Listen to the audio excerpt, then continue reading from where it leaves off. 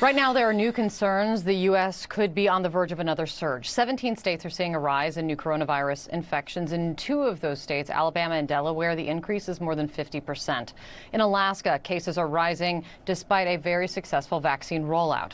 Alaska is one of the top states per capita in the nation in getting shots in arms. Nearly 346,000 vaccine doses have been administered so far. That's about 47 doses for every 100 people. Impressive, especially considering the challenges of being by far the largest state, having some of the harshest weather conditions of any state, and needing to get the vaccines to the remote areas of that state where Alaska natives are disproportionately dying from the virus. Yet Alaska was the first in the nation to offer vaccines to anyone over the age of 16 who wants them. Joining me right now is the Republican governor of Alaska, Mike Dunleavy. Governor, thank you very much. I want to get to the vaccines very much, but the new cases increasing in your state and others, but you see this increase in your state. Do you know what's driving this right now? No, we had higher cases back in November like the rest of the country, but we've seen those cases since November drop off. You're going to see fluctuations in the cases as folks are still waiting to get their vaccines. And we'll probably see that for a few more weeks, in my opinion, but we're going to see a downward trend like we've seen since November. But you'll see some ups and downs here for a little while. And getting to what I was saying off the top, last week you became the first state to open up vaccine eligibility to everyone in your state 16 and older. With Alaska's size and terrain, I think there are few states with more challenges in pulling off a successful vaccine program. How did you do it? What should other states learn from your experience? Yeah, that's a great question. So, Alaska is used to catastrophes, whether it's volcanoes, earthquakes, fires, high winds, tsunamis. I mean, we've had everything thrown at us, and we oftentimes on a daily basis. So we have a pretty good response system set up to emergencies. And when the virus came to Alaska, we were the first state to accept the plane from Wuhan that had our State Department officials and families. We stood up our catastrophe team and turned it into a pandemic team. And nonetheless, we have a pretty good integrated system here in Alaska, a health system in which you have some centralized aspects to it with the state, but there's a lot of decentralization. Our tribes have done a fantastic job. Indian Health Service has done a fantastic job. Our native health consortiums have done a fantastic job.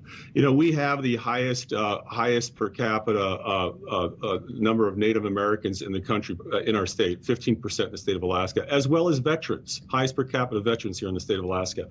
So everybody's pulled together, entities, organizations, and individuals to get us to where we are today. And I couldn't be prouder of Alaska.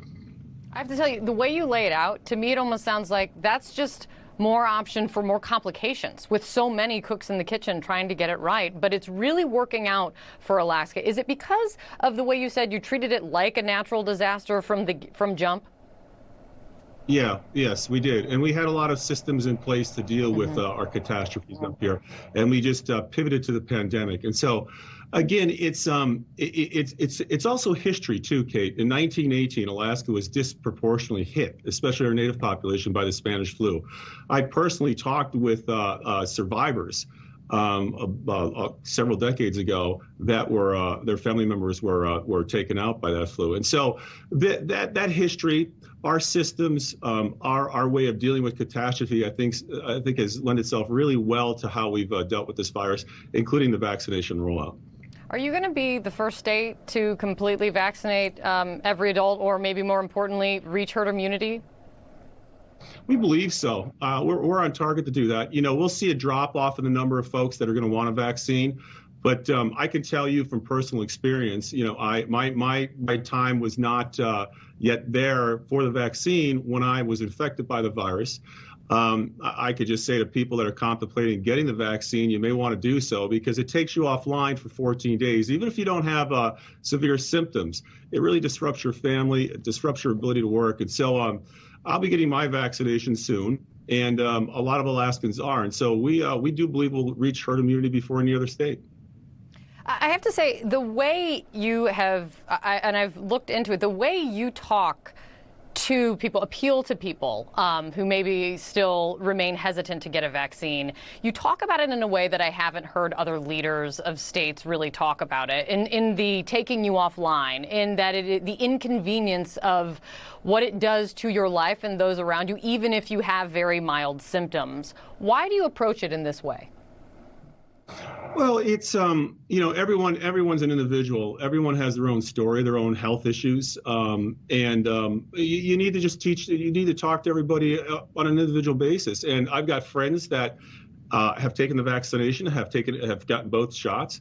I have friends and acquaintances that won't get the vaccination. But when you get the virus, and it does take you out for 14 days, that's a long time.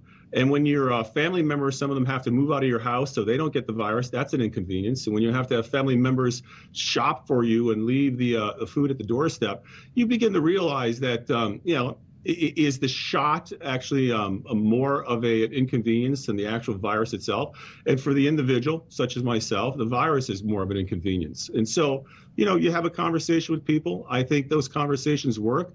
We didn't have a heavy hand from the beginning in managing this virus in the state of Alaska.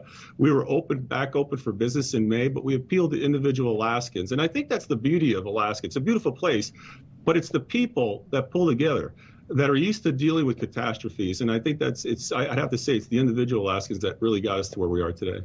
It's very impressive. You look at polling nationally on vaccine hesitancy, which is an issue. I know it is an issue in your state as in all others. And nationally in the polling, it breaks down along party lines. Many more Republicans saying that they will not be getting the vaccine than others. Why do you think that is? Why are more Republicans likely to say no to the vaccine? Well, I mean, as you know, I'm a Republican, and I've got a lot of Republican friends, as I do Democrat friends. Republicans are generally suspicious of government, a little less trusting of government, more individualistic. But I'm not anti-science. My friends that are Republicans aren't anti-science. They have their own story, their own reasons for it. Some of it's health, some of it's experience with previous vaccinations. But nonetheless, I think if you look at it, you'll see, as you said, a lot of Democrats, a lot of nonpartisans, and you'll see a lot of Republicans get the vaccination. That's why, again, we're leading in the nation in this, and I do believe that we will reach herd immunity. Well, we'll be watching it. Thank you so much, Governor. Thanks for coming on. Thank you, Kate.